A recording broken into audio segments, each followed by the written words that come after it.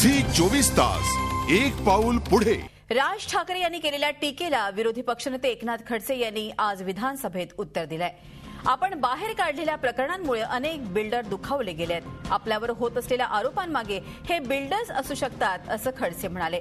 आपल्यावर केलेल्या सेटलमेंटच्या आरोपांची मनसे, राष्ट्रवादी आणि काँग्रेसच्या आमदारांची समिती नेमून चौकशी करा असंही त्यांनी म्हटलेलं आहे। यावेळी महत्त्वाची बातमी आहे। अर्थातच आपल्याला माहिती आहे की सेटलमेंट हा जो मुद्दा राज ठाकरे यांनी बोलला होता खडसेंच्या बाबतीत, त्यामुळे खडसे दुखावले होते, जिव्हारी लागला होता त्यांना तो आरोप। आणि आज आपण बघतोय एकनाथ खडसे यांनी विधानसभेत या संदर्भात उत्तर दिले। अधिक माहिती घेऊयात आपले प्रतिनिधी दीपक भातुसे आपल्याबरोबर आहे। दीपक, आपण बघतोय की कुठेतरी खरोखरच खडसे यांना ती जिव्हारी लागलेली आहे, जी टीका आणि आरोप जे केलेले आहेत ते या संदर्भात आज त्यांनी विधानसभेत उत्तर दिलंय। जरा सविस्तर माहिती द्या याविषयी। आज विधानसभेत या संदर्भात खडसे यांनी खुलासा केला आणि हा खुलासा करताना त्यांनी खळबळजनक आरोप केला की माझ्या विरोधाचे सेटलमेंटचे आरोप झालेले आहेत, त्याच्यामध्ये कुठले तरी बिल्डर लॉबी असावी। कारण अनेक बिल्डरांची प्रकरणं, एसआरची प्रकरणं खडसे यांनी विधानसभेत काढली होती आणि या प्रकरणाचा अजूनही आपल्याकडून पाठपुरावा सुरू आहे। त्यामुळे अनेक बिल्डर दुखावले गेलेले आहेत आणि हे दुखावलेले बिल्डर यामागे असू शकतात असा खळबळजनक आरोप खडसे यांनी केल्यामुळे थेट राज ठाकरे हे बिल्डरांच्या सांगण्यावरून आपल्या विरोधात सेटलमेंटचा आरोप करतात असं खडसे यांचा हा आरोप आहे असं म्हटलं पाहिजे। आणि दुसरीकडे खडसे यांनी आव्हान दिलेलं आहे की आपल्या विरोधाचे आरोप झाले ते सिद्ध करण्यासाठी राष्ट्रवादी काँग्रेस आणि मनसेच्या सुद्धा आमदारांची समिती स्थापन करावी आणि आपण जर सेटलमेंट केले असेल आणि हे सिद्ध झालं तर आपण जी शिक्षा भोगायला तयार आहोत। म्हणजे एक प्रकारे विरोधकांना, मनसेला आणि सत्ताधाऱ्यांना खडसे यांनी आव्हान दिलेलं आहे जे त्यांच्यावरती आरोप झालेले आहेत आणि खडसे या सगळ्यामुळे किती दुखावले गेले त्याच्यावरून हे स्पष्ट होत आहे। अगदी खरं। धन्यवाद दीपक, माहिती दिल्याबद्दल। आमचे प्रतिनिधी दीपक भातुसे आपल्याला माहिती देत होते। तर एकूणच राज ठाकरे यांनी केलेल्या टीकेला एकनाथ खडसे यांनी आज विधानसभेत उत्तर दिलं। आपण बाहेर काढलेल्या प्रकरणामुळे अनेक बिल्डर दुखावले गेले आहेत। आपल्यावर होत असलेल्या आरोपामागे हे बिल्डर्स असू शकतात असं खडसे म्हणाले आहेत। आपल्यावर केलेल्या सेटलमेंटच्या आरोपांची मनसे, राष्ट्रवादी आणि काँग्रेसच्या आमदारांची समिती नेमून चौकशी करा असंही त्यांनी आवाहन केलंय।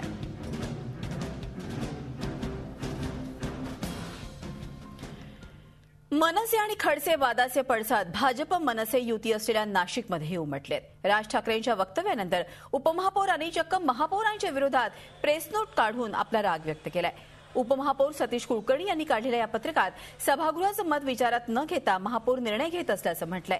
याची अनेक उदाहरणं उपमहापौरांनी दिली आहेत। वर्षभराच्या कारभाराचा राज ठाकरेंनी लेखाजोखा घ्यावा अशी मागणीही या पत्रकात करण्यात आली आहे। भाजपच्या स्थानिक पदाधिकाऱ्यांनीही राज यांच्या वक्तव्याबाबत तीव्र नाराजी व्यक्त केली आहे।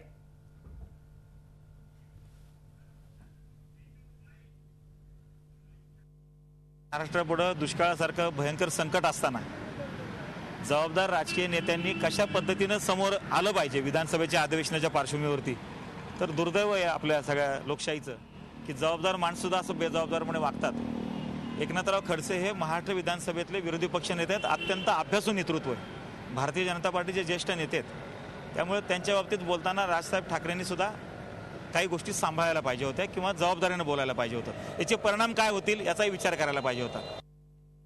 या संदर्भात महापौर यतीन वाघ यांच्याशी आम्ही काही वेळापूर्वी चर्चा केली, त्यांनी प्रतिक्रिया दिली आहे ती आता ऐकूया।